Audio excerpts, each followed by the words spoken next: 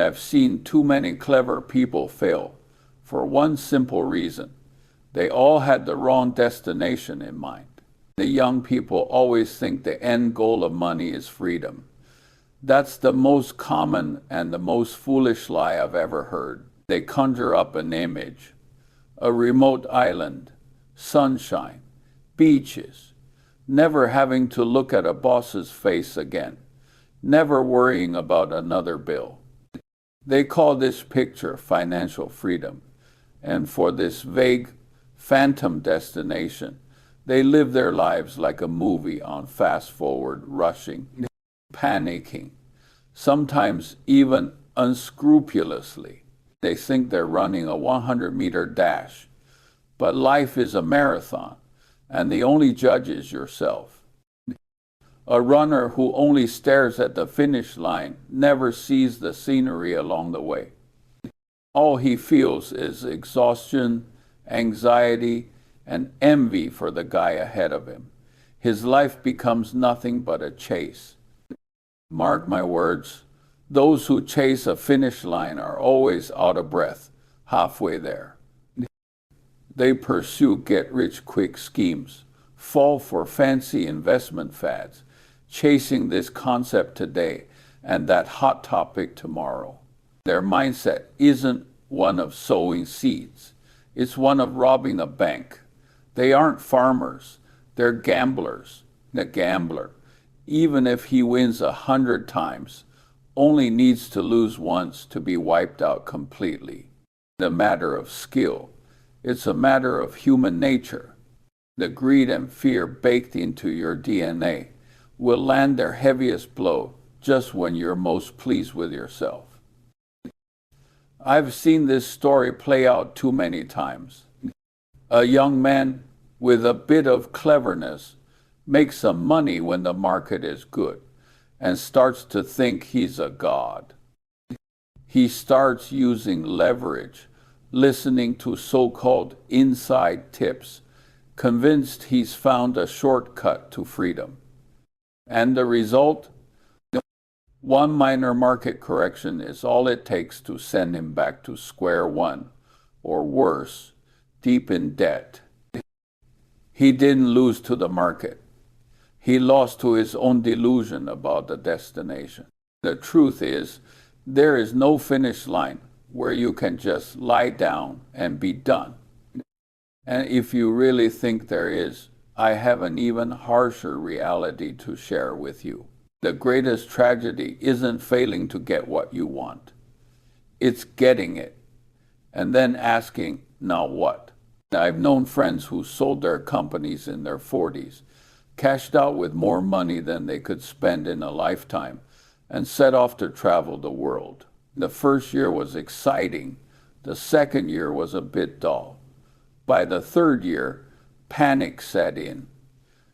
He realized he had become superfluous. He possessed all the time in the world, but had no idea what to do with it. He went from being a creator to a mere consumer. His money sat there like a stagnant pond, doing nothing but evaporating, generating no meaning. That kind of freedom isn't liberation. It's a more luxurious prison that devours your soul, robs you of your purpose, and makes you question the very value of your existence. Human beings are meant to create, not to rest. When you stop creating, your life has already begun to wither. So don't talk to me about that freedom of lying on a beach waiting to die. That's a fool's dream. So, how does a wise person think? A wise person never sees wealth as a straight line. In a fool's mind, wealth goes from 0 to 1,000,000, then to 10 million, and finally arrives at a destination called freedom. It's a one-way street. Once you arrive, it's over. In my mind, wealth is an ever-expanding circle. It's not a road, it's a pond. You start with just a small bucket of water. You have to guard it carefully, keep it from spilling, Keep the sun from drying it up. This is survival. You work hard, you live frugally, and that bucket slowly becomes a small puddle. Then you learn to invest. You learn to make your money work for you, and that puddle gradually grows into a pond. Now here's the crucial part. When the water in that pond far exceeds what you and your family could ever drink, what do? The fool puts a lid on it, seals it off, and declares, "I'm free." Then he spends his days guarding the pond, worrying if the water will go bad, worrying if someone will steal it, living in a new state of anxiety. But what does a wise man do? He starts digging channels. He directs the surplus water from his pond to the dry and barren lands around it, allowing crops to grow and flowers to bloom there as well. That wealth is no longer just his own drinking water. It has become the water source for an entire ecosystem. His circle begins to expand outward, influencing more people and more things. Do you understand? When your view of wealth shifts from a straight line to an expanding circle, everything changes. You're no longer chasing a selfish finish line, but cultivating an ever-expanding center. You're not running toward an end. You're strengthening your core so that your influence can ripple outward, circle by circle. This brings us to the true meaning of wealth. After a certain point, the money is no longer yours.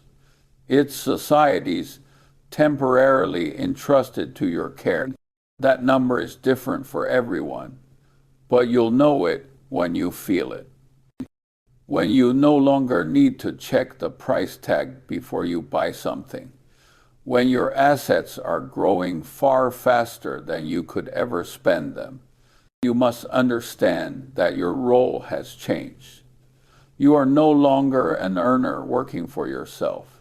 You have become a asterisk steward of capital. Asterisk. The steward doesn't sound very glamorous, does it? But it's the most accurate word I can think of. You are not the king. You are merely the person entrusted to manage this domain. This money, these resources, can either be turned into tools that benefit many through your wisdom and judgment, or they can become a pile of meaningless numbers, or even a disaster.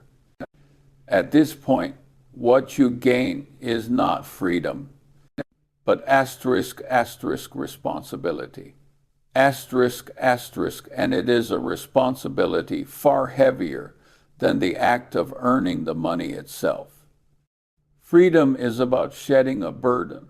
The responsibility is about shouldering a heavier one. When you only have $10,000, you are responsible only for yourself and perhaps your family. A bad decision costs you a nice dinner or a vacation. But when you are managing 100 million or even 1 billion, a single decision can affect the survival of a company, the livelihoods of hundreds of families, and even the future of an industry. I remember once, a company I owned was in trouble. According to the simplest, most free business logic, I should have shut it down immediately, liquidated the assets, and minimized my losses. It would have looked best on my balance sheet. But that factory was in a small town, and it was the primary source of income for several hundred local families. If I closed it, the town's economy might have collapsed. You see, that is responsibility. It forces you to think beyond yourself. You have to ask, is there a better way? Can we find a new direction? Can we bring in new technology? Can we sacrifice some short-term profit for a long-term outcome that is better for everyone? During that time, I slept very little and thought a great deal. It was far more tiring and far more difficult than earning my own first million, the second half of the game of wealth. It is a completely new game with entirely different rules. The goal of the first half is acquisition. A contest of who is smarter, more diligent, or luckier. The goal of the second half is allocation. A contest of who has greater wisdom, a broader perspective, and a stronger moral compass. How to deploy this wealth intelligently and ethically to create greater societal value, that is the real question the wealthy should be contemplating. Unfortunately, most are still stuck in the first half mindset. They've won the race but have no idea what the trophy is for. They lock it in a vault, polish it every day, and slowly grow old. That's not victory. That's a waste. When you understand this role of the steward, your entire mindset will fundamentally change. When you stop chasing the finish line, you can finally enjoy the journey. Your anxiety will plummet. No longer see every market fluctuation as a threat to your freedom. You know it's just a normal ripple in the process of your circle expanding. You stop caring about how much you made this month and start focusing on whether your core assets are healthy, whether your strategy is long-term, and whether your capital is flowing toward people and projects that make the world a slightly better place.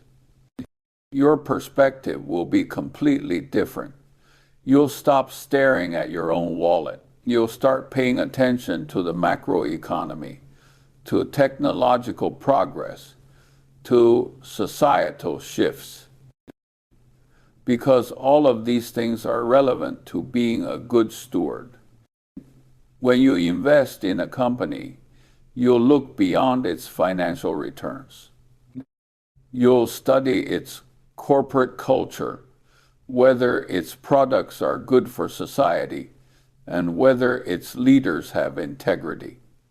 Because a bad company, even if it's profitable in the short term, is just injecting poison into your circle. This mindset embodies the principle that slow is fast. A man who only wants to make a quick buck is like a fisherman who uses dynamite. He might get a lot of fish at once, but he destroys the entire pond's ecosystem, and soon there will be no fish left. A good steward, on the other hand, will weave nets, nurture young fish, and clean the debris from the pond.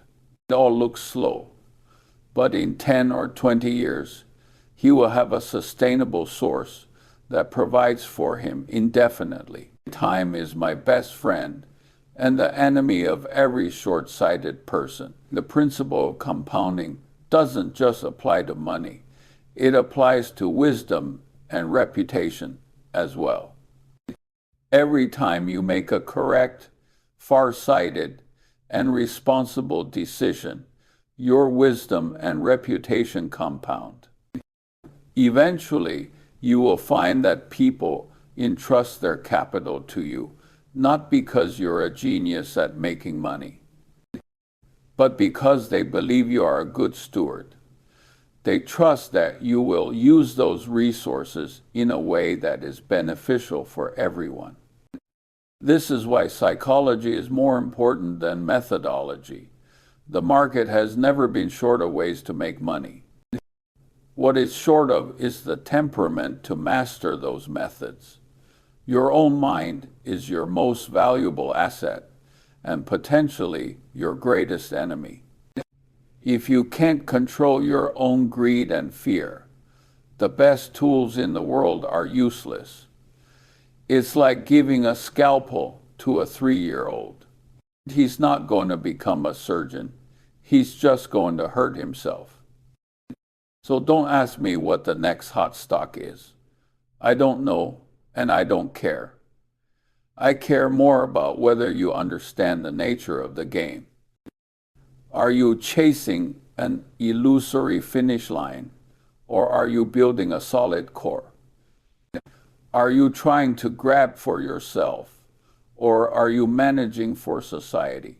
Investing in people is always better than investing in ideas. This is a principle I've lived by. A great idea in the hands of a mediocre team is worthless. A mediocre idea in the hands of an excellent team can create miracles. I don't look at how beautiful the business plan is. I look at the light in the leader's eyes, whether his character is trustworthy, and whether his vision extends beyond his own self-interest. When I decide to invest, what I'm really doing is choosing a deputy steward. I am entrusting a portion of the resources I manage to him. I have to be certain that he shares my philosophy. He isn't pursuing his own personal freedom. He is shouldering the responsibility of his domain. We are a community of responsibility. Your money is your vote for the kind of world you want. You must burn this sentence into your mind. Every dollar you spend, every dollar you invest, is a choice about the world you wish to create. When you buy a coffee in a non-recyclable cup, you vote for pollution. When you invest in a company that exploits its workers, you vote for injustice. Conversely, when you support a conscientious brand, when you invest in a business dedicated to solving social problems, you are voting for a better future. The more wealth you have, the more votes you hold. Every vote you cast shapes the world. This is an immense power and an immense responsibility. You can no longer spend money whimsically like an ordinary person. Every expenditure should be a carefully considered value judgment. So you see, how can wealth be freedom? It's clearly a set of sweet shackles. It binds you more tightly to the world. You can no longer stand aside, indifferent. The suffering of others becomes your unease. The problems of society become your projects. Because you know you have the ability to do something, and when you have that ability but choose to do nothing, that is the greater moral indictment. Of course, you can choose to ignore all of this. You can buy your island, lock the gates, and pretend the outside world has nothing to do with you. Many people do just that, but they will never find true peace. They will be like the dragon guarding its hoard of gold, filled with fear and emptiness. They possess wealth, but they miss out on the highest pleasure wealth can bring, the profound sense of fulfillment and purpose that comes from shouldering responsibility. So, young man, what I wanted to tell you today is this simple, yet often forgotten truth. Reset the GPS for your life. Delete that false destination called freedom. Change it to responsibility. On your journey to build wealth, stop asking, when can I stop? And start asking, how can I take on greater responsibility? Now think this way. You'll find your path becomes steadier, longer, and more peaceful. No longer be anxious about short-term gains and losses, nor will you be envious of others' success, because you will know that you are playing a completely different game. They are playing a finite game, where the goal is to win. You are playing an infinite game where the goal is to keep the game itself going and to make it better for everyone. The wealth is not your master. You are its master. The wealth is not the goal. It is merely a tool you use to bear greater responsibility, create greater value, and influence the world. A good craftsman isn't satisfied by owning a fine hammer. He is proud of the sturdy chair he builds with it. That hammer is in your hands now. Let me end with one final metaphor. Life is not like climbing a mountain where you plant a flag at the summit and you're done. Life is like planting a tree. You start with a single seed, nurture it, and help it grow into a sapling. When it becomes a great tree, bearing fruit, is your work finished? No. You must now shelter it from storms, prune its branches, and think about how to share its fruit with more people, how its seeds might travel to distant lands and grow into more trees, eventually creating a forest. The destination of wealth is not the freedom to rest in the shade of your tree. It is the responsibility of becoming the guardian of that forest. I've said my piece. The tea's gone cold. How you walk the rest of the road is up to you. But remember, every decision you make defines who you are and the mark you leave on this world. Don't fail the resources in your hands. And more importantly, don't fail your own life.